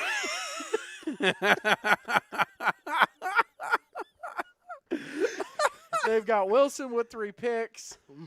Yeah, I'm taking Russell. Kennett on this has one. 23 touchdowns on the year, by Ha! Is that See? in total? the way. Yes, that's going by total on the Is season. that passing and rushing? Oh, no, that's passing. Sorry. Passing, 23 touchdowns. Rushing, 18. So so he's he got did beat Micah Taylor. Yeah, I so told you. 41. 41 total touchdowns. Wow. Y'all doing math because I couldn't do it. That public school education. Hey, now. Yeah, I'm taking Russell on this one. Hands Yeah, down. I figured so. 11-0, baby. I think everybody knew that at this point. with how 11-0, much and let's go to basketball. Wish we could see him in Florida. All I right, wish we could Who too, you got, man. Brendan? Oh, you couldn't tell from the. Yeah. I was just enjoying the service. I was just helping. Preach. Go ahead, Father. That's another video I have Catholic. to show you guys after the show. You wouldn't catch people talking during mass. All right, and Saturday. So we looked at. For the record, Brendan, you're taking Evangel Montgomery? No. Say it. State. No. Okay, you're taking Okay, Russell. he's taking All right. I'm taking Russell. All right, fair He's enough. taking Russell Christian. Okay. All right. For the record, we have seen on Facebook that according to one of the board members of the TSIAA, that there will be a link posted later this week for a live stream of the TSIAA championship. To my knowledge, that probably means that the TSIAA, being as stubborn as they are, will contract with somebody else for the state championship instead of having the people who know the teams that are going into it, have the knowledge and expertise to highlight the players in the best of light. They'll be going with someone else just because we're doing the right thing. You forgot the most important part. What's that? We're free 99. Yep, free instead. Yeah, free instead. Yeah, free 99 instead of going with somebody outside it. Instead of going with 8-Man Extreme, they're contracted with someone else, and likely it will. You'll want to play speculation? Sure. All right. Go ahead. So they have two options, really. Well, several. They have several. So okay, they there's 4 total options. Yeah. So not do not broadcast the state championship at all. Mm-hmm. They could ask us. Ask us if this is an option, not a great option, not a plausible option, but an option. It absolutely is plausible. It's the best. Well, option. it's the best. It's not plausible. Well, it's plausible for us. I mean, if they asked us to be there, we would be there, and our Saturday night's still open. Yeah, still open right now. And if they don't ask us, then our Saturday night won't be open. We'll mention that in a minute. Yeah, but they could ask us, which they should. They should, and they could try to get FCA's guys to go do it with their 1-camera system and no time on the scoreboard. Or they could contract Ezel Harding. At the games at Ezel Harding, their home games, they had broadcast there. So they have a production crew that did it. And I don't know if they do it for free or not. Maybe they would do it. Maybe they do it for free. So they could go get them. So there's your 4 options right there. And apparently, according to I'll say his name, Jason Charlton, who is the athletic director there at Ezel Harding, said there will be a link to watch. There'll be live streaming of the championship game. Link will come out this week. So, wonder how he feels. I wonder how he feels about all this as a board member for the TSIAA. Who knows? Who knows? Well, hasn't approached either of us, so we assume there's no problem. Maybe he's one of these many people who just hide behind the scenes and aren't willing to face their problems head on. Maybe. If you have a problem with us, you have our cell numbers. Stop hiding behind the scenes. Yeah, it's. Don't be scared. Yeah. Here's the thing about it, though, and I'll go ahead and say it on air. Through the years, whoever's on this crew, and especially this crew this year, has set the bar for broadcasting 8-man football. I'll say it. In terms of production, commentary, everything. Yeah, I know. It gets in your feels. It gets emotional, yeah. So you could bring in a crew, and maybe they have a better production setup. Maybe they have more cameras, more graphics, blah, blah, blah. Okay, cool. Maybe it's better. The commentary's not going to be better. It's not. Maybe you have better commentary. Your production's not going to be as good. Just saying. So, no matter what, the last 7 years, 8-Man Extreme, myself and whoever, or the last couple of years it's been Spencer and whoever, has called the championship game. I actually thought about this last night. This is the first time in 10 years I won't have, other than 1 year, that I won't have anything to do with the state championship game. I played in it in 11. 12, I filmed it. For CCS, I was doing the film. 13, I had nothing to do, and then we started in 14. Mine was 6 years. 2015, 2015. You were doing the national feed for FCA and CCS. 2015. No, 15. Yeah, 15 was FCA. FCA CCS. 16, I was the sideline for you and JD for. So you've been involved with it for 5 years. Yep. Yeah. Then 17, we called it down at Webb. 18 at CCS. 19. Were you doing anything for FCA in 14 when they played Lighthouse? I don't think so. I don't think so. You weren't filming it or anything? I don't think so. I may. Maybe. I don't. Maybe. I don't but know. I will. I don't say, remember. I've slept since then. I will say, whoever ends up getting it, good luck, because you got a high bar to meet. A high bar, son. High bar. Yeah. Good luck. Or so you have 2 options here. You could watch whoever has that live stream link for the state championship on Friday. Or there's the James signature. Saturday we're doing Peyton Manning, Eli Manning style. On Saturday we're gonna assuming we are not Eight-Man asked, Brothers. assuming we are not asked to do the state championship on Saturday, assuming they don't reach out to us, we are going to have our own live stream. We'll be right here at the GracePointe Healthcare Studios. We'll go live probably about I'd say 6:45, yeah, something like that, 6:45. So we'll go live. We'll kind of preview the matchup a little bit, talk about some stats we got, those kind of things. We won't do play-by-play and color analysts like the same thing. It's going to be very much. It's going to be very much Peyton Manning, Eli Manning style. Or, maybe we bring some guest stars in. Or kind of like when they do the national championship on ESPN, and then they have like the coaches, the guest coaches. Yep. They just sit there and they watch the game and they talk about it, kind of like that. Mm-hmm. That kind of a deal. Yeah. So there will be an alternative. Matter of fact, here you go. You could watch the video. Actually, we'll have the video on our. Yeah. We should be able to put the video on ours. Yeah, we'll just have so you can watch it in the corner and then. Yep, watch in the corner, and then we'll be giving our reactions. It'll be very much more casual style in terms of watching the state championship. Maybe they won't have these monkey suits on. No, not Chewbacca. Or Chewbacca suits. Nah. Chewbacca, Scooby, Ruby, and a lemur. Why you Fair enough. I won't dress up as Coach Ryan Scott plus 100 pounds minus 6 inches. Okay. And you have to get the backpack. The signature well, backpack. I got one here. Well, it has to be a lighter one with I think only tape in it. That's what true. we were told. Yeah, That's it's true. just tape and everything. But the backpack. Yeah, the backpack as it's been referred to. But yeah, Saturday, unless we are asked to do the TSIAA championship, we will be doing an alternative broadcast where we'll just be showing the feed from whichever public stream is there, and we'll just be reacting to it. It'll be very simple. And copyright law lesson for you kids: when it's critique, it is fair use. Yep. And we're literally going to be critiquing and giving raw reaction, that kind of stuff. Could for be criticism, critique. It could be harder if it's not on YouTube.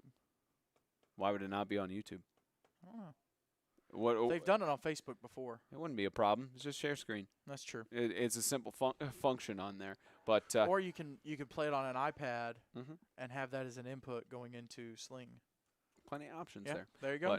But yeah, that's what we'll be doing Friday. We will be in Tuscaloosa for the CFA Championship, and then Saturday we'll either be giving our genuine reactions, or who ends up we may call the state championship on Saturday, which we'd love to. I mean, I love to see Deuce Bragg in a state championship, calling that for the booth and giving him the justice he deserves. Love to see Arrington kick a few field goals in the state championship. I'm going to spoil my pick. It won't matter. Yeah, I was about to say Grace is going 11-0. You're saying Grace 11. Preach it, brother. No humble pie that you'll have to eat this week, right? He's like, no, thank you. No, thank you. I don't have to eat this week. You can keep your whipped cream too. Or puts whipped cream on a pie? You mean Cool Whip? On a pumpkin pie. You mean Cool Whip? You eat pumpkin pie? Whipped cream. You mean Cool Whip? Oh yeah, I eat pumpkin pie. Ugh. Cool Whip. That's a brand. Yes, but Cool Whip is the I'm same. not. I'm broke. I'm too broke for Cool Whip. It's just whipped cream. You just same guy that let me guess, same one who has the I can't believe it's not butter instead of actual butter, margarine. No, we gotta wait. My wife found a 2-pound block of butter. So that's what we're working on right now.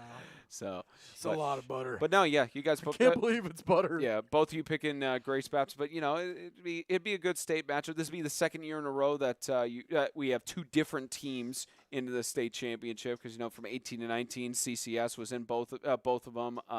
Last year was the anomaly with FCA Southaven. Now it's two completely different teams in that it's the number 1 and number 2 seeds in the South colliding. So I think it'll be a good matchup to start off.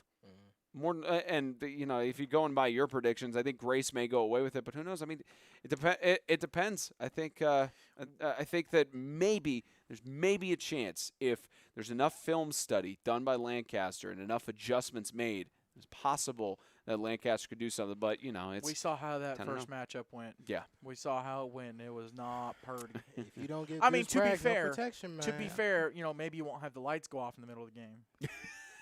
But how poetic! I think I mentioned this Friday. Mm-hmm. How poetic would it be for? Okay, so in 2019 you had Ezel Harding go undefeated, win state, and then went to nationals and lost to nationals. Their loss during the regular season was to Ed Evangel. Now and they came from 11-man from TSSAA. Now you have Grace coming from TSSAA 11-man, go undefeated, but they beat Evangel at Evangel. So now they're playing for the state championship on Ezel Harding's field. Yep. So they're going to do exactly what Ezel Harding did and more, and then go play for nationals, and they've got a shot to win. They got a reasonable They've got a good shot to win. They Yeah, absolutely big do. shots.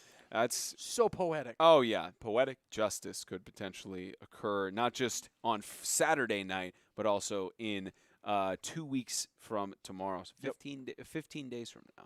Should be special. Time for weekly shout-outs as we wrap up Spooky Talk for this week. So we'll start out with, we haven't heard anything from our producer Audrey this week. We got She's been Mike quiet on like a standby mouse, and man. everything. So, all right, Audrey, what shout-outs you got for this week? So my first shout out is to Tennessee Heat for being so welcoming. I Yeah. love going to Charles Daniels Park. The press box really nice. Everyone's really nice. We get free food, So shout out to them, and then shout out to Sacred Heart Jesus High School for being welcoming too. I never been there, so it was nice, and they gave us candy. Like Yeah. Real heroes. We got like they brought it up at halftime. The cheerleaders, they're like, here's a couple pieces, and then they And brought they us a gave us more. bucket. They brought a whole cauldron. Yeah, that was pretty fun. My last shout out is to Brendan for driving. Yeah. Yeah, Brendan. Please. Thank you. All right, Brendan, what you got? Yeah. Shout out to Sacred Heart, man, just for the vibe. I mean, Yeah. that senior day, I can't even call it senior night because it happened there today, but it just took me back to like my high school years and made me think about all the things I went through in high school and all the guys I played with. I miss them so much, but Yep. yeah. And then shout out to Tennessee Heat for all the merch. Some Hey, nice merch, bro. yeah. Oh yeah, I love it. Ryan like, Scott. Yeah, Do what? We got hats. We There got you go. shirts. There yeah. you go. Hats, shirts, Shirts. all of the above, everything you need. you know. Yeah. If this light's not on, she's not on I you. don't Yeah. think she's been on me one time. I don't think so. What was that, Audrey?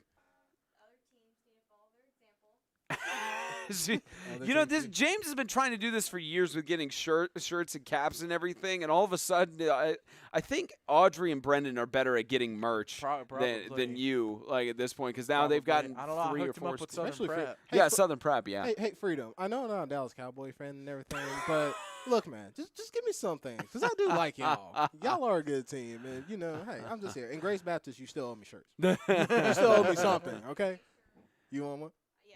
Yeah. See, okay. So Audrey wants everybody shirts. else that hasn't given us merch, which is a lot of teams, y'all owe us. I think everybody Uh-oh. wants shirts. Is the conclusion Speaking from of today. merch, But yeah, get some Big Here Ben we Extreme go. merch is shameless Oh. self promotion. But you got all your shout outs taken no, care it's of. here. There you go. No, There's she the hasn't even put camo. me on there. Come on, man. There's Put the me- regular. No, this is the camo, sir. This is the camo. I said this is the regular. I said She's not that's the on you, camo. she's This on is the me. regular. Now there's your No, regular. she's on the regular. She's on on- main. Now Now she's she's on you. me. Where We're you trying to going? get. Now she's on you. Now she's on you. Everybody's on you. Look at your man. Now look at me. Now look at your man. Now look at me. Now look back at your man. Now No, look at at me. Spencer. Goodness, chaos to try and just get some shout outs. Oh, she was on you there for a second. Yeah, she was. Brendan, you got any others? No, that's good. No, I'm that's- good. all right, James, your shout outs as we wrap up October. I'm actually going to change up my shout out. So first off, shout out to you guys for holding it down for the last couple weeks. I almost didn't make it again today. Yeah, almost. So, but you guys would have had an awesome show. I still would have called in, but So shout out to you guys for holding it down. Shout out to everyone who's bought merch.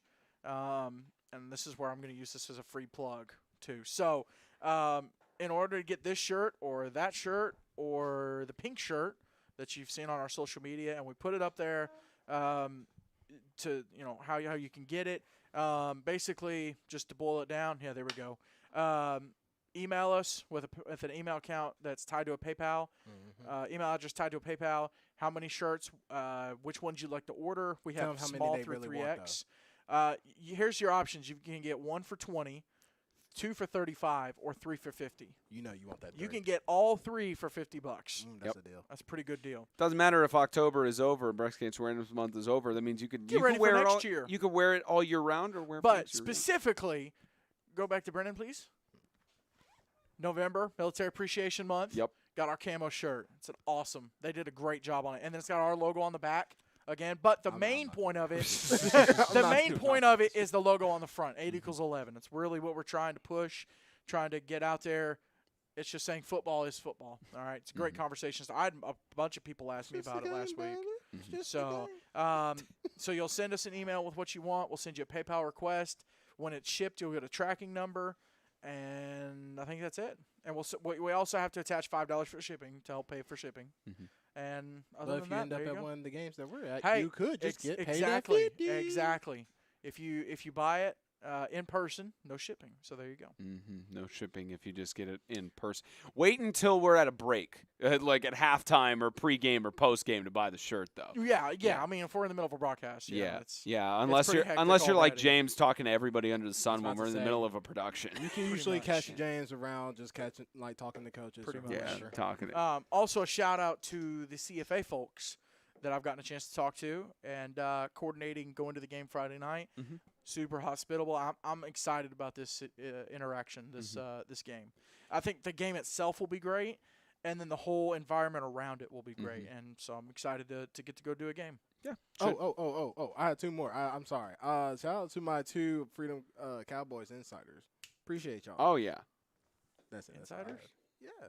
Don't worry. I don't give. You said you had 2 shout outs. Yeah, they know who they are. Oh, so they each get a those shout 2 out. insiders. Yeah, I know. Never who go you're- with the who insiders you're now. spe- I know who you're speaking. Shout out to AJ Brown for finally paying off. 10 catches, 30-something points. Yeah, he's on my team too. Shout out to Tennessee defense. I didn't start him, but probably should Titans have have picked to him be top 5 in the power rankings. Are you if talking not about in top defense? 3. You talking about defense? Overall, like the Titans Oh, have to be top 3. After they struggle against the Colts. overtime. Like they barely That's won in tough. overtime. That's tough. Their defense allowed 31 A points. dub is a dub is a dub. Try telling that to college football. Yeah, I was gonna say, tell that to the CFP. know. Be like, I know. be like, but their defense allowed 40 points. A dub is a dub is a dub. Yeah, but Shout who out did Cincinnati. they play? Shout out Cincinnati. No, Cincinnati, seriously, yeah. shout out to Joe Burrow. You're my guy. Facts. I want to give a shout out to the parents and coaches of players who have sent emails to the Oh, TSIAA yeah. protesting the ban and making it clear how ridiculous it is. Because we got tagged in an email that was sent over to the TSIAA today, where they were essentially the parent was essentially saying of that their kid was honored, how excited their kids get because of our coverage, and that they didn't they haven't really seen that kind of coverage in any other situation they've been in. Again, people who get what we do and are thankful for what we do, and don't get upset whenever we call people out on their wrongdoings. There's been a crazy amount of coaches too Yep. that are supporting. They just can't say anything. Yeah. And that's why it's our job. We're in a position where we can speak up. Yep, absolutely. Sorry, I didn't mean to jump in on you. Just But yeah, shout out to the parents that have sent emails. Keep those emails going Yeah. this week, especially leading up to the state championship. Send one automatically, maybe one every hour, or something like that. Place phone calls, blow it text. up. We blow- want to be blow there it up. Saturday. Yeah, because we would love to give the players and coaches the attention and full recognition they deserve. Which that's what happens. Where it's like I mentioned on the show earlier. Again, from coaches, parents, players, their words is that we're NBC when we come to town. We're Sunday Night Football. It's people who have been around it all season. Yep. We've watched these teams all year. We're not just someone coming in and going, "Oh, yeah, I'm just going to look at these stats and roster." Yeah. Try to figure it out. It's Yeah. ridiculous. Yeah, we're going to highlight the appropriate things. We'll highlight the players appropriately. All those things involved. We can give them a player of the game. Player of the game again. Again, the prize presentations at the end. Capturing that moment of just pure joy with the coach and the players when they hoist that trophy. Whichever team it may be. We'll do that on Friday with the CFA. We were going to do it for the ACSC, depending on how things played out. But with 2 broadcast crews being down there, it just doesn't make any sense. It made more sense. Plus, for us to beat they're the solid CFA. broadcasts anyways. They got their they own. got their job and such done. But yeah, again, keep emailing, keep protesting, keep calling, keep texting because like I said, we want to be there on Saturday because I think the only way to maybe get through is enough people are saying, hey, this decision was wrong, and maybe they'll budge. But who knows? But at least for now, we'll be live on Friday for the CFA Championship, and Saturday, if we are not present at the TSIAA Championship, we will be doing a Manning cast. Essentially, we'll call it an extreme cast. We'll just go with the There you branding. go. We'll call it an extreme cast. It could be Extreme Talk Special Edition, just like the bylaws. You kind of The mock draft as well, something yeah. like that. Extreme Talk Yeah, we'll do the Special Edition. Yep, Extreme Talk Special Salty Edition. Salty edition. Oh No, my God. well, yeah, since we're past Halloween, it can be salty. If it was pretty, it'd be sweet edition. But anyways, so I need the cable. I hate to break the fourth wall on that, but I need this There you go. cable to change the stuff up. So You got your cable, sir. yes, thank you very much. So that way we can There you go. actually close the show and not have to worry about any of this other stuff. All right, well, that is going to do it for Spooky Talk presented. This is going to do it for Spooky Talk, haunted by GracePointe Healthcare, cooled by Fairlife what Core you did Power there. Protein, as well as financially spirited, I guess, by First Horizon, sweetened by Crumble Cookie, woo, and supported in part by Iceberg Plumbing, Heating, and Cooling. For James Shannon, for Audrey Green on the other side of the camera, for Brendan Daniels, as well as Jerry Jr., who will be joining us this weekend, as well as Monica Shannon from afar. All the hardworking men and women that make 8-Man Extreme so successful. I'm Spencer Thompson saying we'll see you Friday for the CFA Championship between Russell Christian and Evangel Montgomery, and then hopefully Saturday we will be at Ezel Harding, but if not, we will do an Extreme Cast. See ya!